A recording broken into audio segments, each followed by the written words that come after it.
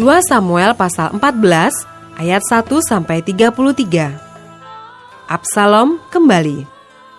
Ketika Yoab anak Seruya mengetahui bahwa hati raja merindukan Absalom, maka ia menyuruh orang ke Tekoa menjemput dari sana seorang perempuan yang bijaksana.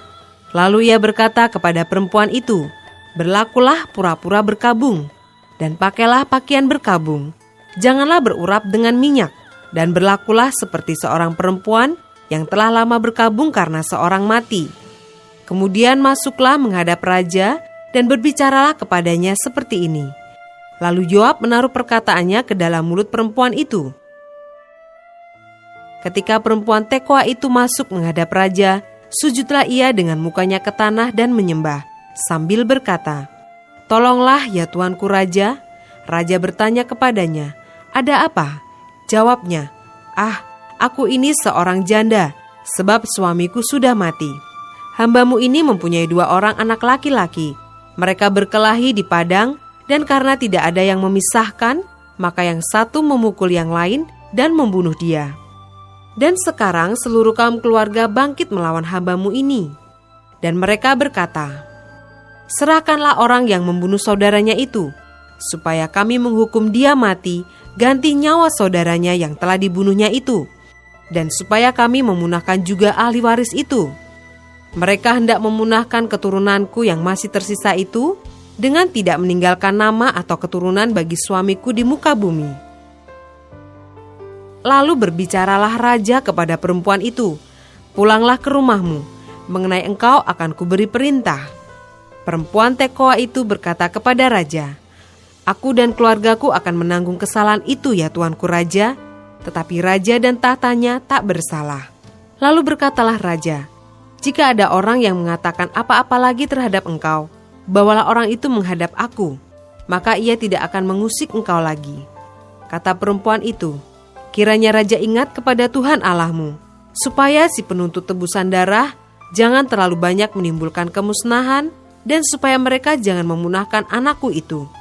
Lalu berkatalah raja, "Demi Tuhan yang hidup, sehelai rambut pun dari kepala anakmu itu takkan jatuh ke bumi." Kemudian berkatalah perempuan itu, "Izinkanlah hambamu ini berkata sepatah kata lagi kepada tuanku raja." Jawabnya, "Katakanlah." Berkatalah perempuan itu, "Mengapa raja merancang hal yang demikian terhadap umat Allah? Oleh karena tuanku mengucapkan perkataan ini, maka tuanku sendirilah yang bersalah dengan tidak mengizinkan pulang orang yang telah dibuangnya. Sebab kita pasti mati. Kita seperti air yang tercurah ke bumi, yang tidak terkumpulkan.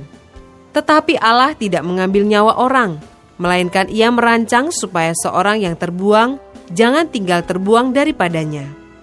Maka sekarang aku datang mengatakan perkataan ini kepada tuanku raja, karena orang banyak itu telah menakut-nakuti aku. Sebab itu pikir hambamu ini, baiklah aku berbicara dahulu dengan raja. Mungkin raja mengabulkan permohonan hambanya ini, sebab raja akan mendengarkan aku dan akan melepaskan hambanya ini dari tangan orang yang hendak memunahkan aku dan anakku bersama-sama dari milik pusaka Allah. Juga hambamu ini berpikir, perkataan tuanku raja tentulah akan menenangkan hati, sebab seperti malaikat Allah, demikianlah tuanku raja, yang dapat membeda-bedakan apa yang baik dan jahat. Dan Tuhan Allahmu kiranya menyertai tuanku." Lalu raja menjawab, katanya kepada perempuan itu, "Baiklah, jangan sembunyikan kepadaku apa yang hendak kutanyakan kepadamu." Kata perempuan itu, "Berkatalah kiranya tuanku raja." Kemudian bertanyalah raja, "Adakah Yoab campur tangan dengan engkau dalam semuanya ini?"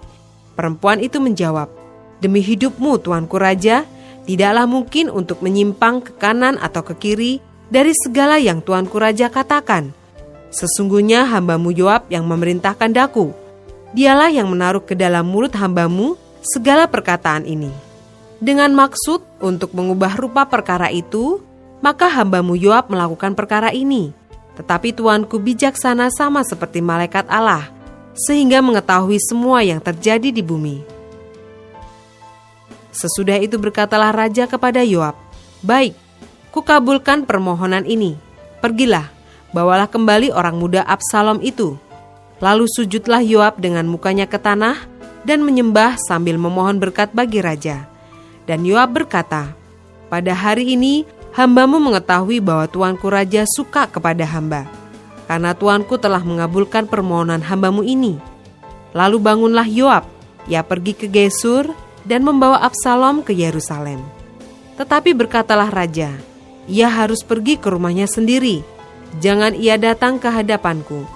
Jadi pergilah Absalom ke rumahnya sendiri dan tidak datang ke hadapan raja. Di seluruh Israel tidak ada yang begitu banyak dipuji kecantikannya seperti Absalom. Dari telapak kakinya sampai ujung kepalanya tidak ada cacat padanya. Apabila ia mencukur rambutnya, pada akhir tiap-tiap tahun ia mencukurnya karena menjadi terlalu berat baginya, maka ditimbangnya rambutnya itu 200 shikal beratnya, menurut batu timbangan raja. Bagi Absalom lahir 3 orang anak laki-laki dan seorang anak perempuan yang bernama Tamar.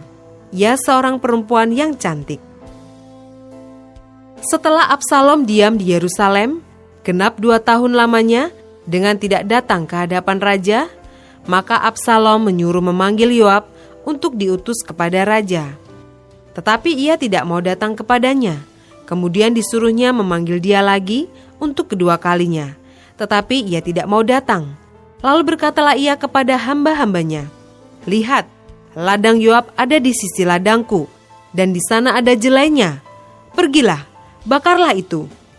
Maka hamba-hamba Absalom membakar ladang itu. Lalu Yoab pergi mendapatkan Absalom ke rumahnya dan bertanya kepadanya, "Mengapa hamba-hambamu membakar ladang kepunyaanku itu?"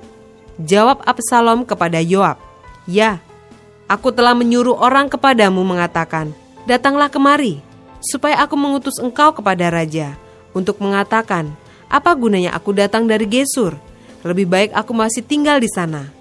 Maka sekarang aku mau datang ke hadapan raja. Jika aku bersalah, biarlah ia menghukum aku mati." Kemudian masuklah Yoab menghadap raja dan memberitahukan hal itu kepadanya. Raja memanggil Absalom, dan ia masuk menghadap raja, lalu sujud ke hadapan raja dengan mukanya ke tanah. Lalu raja mencium Absalom.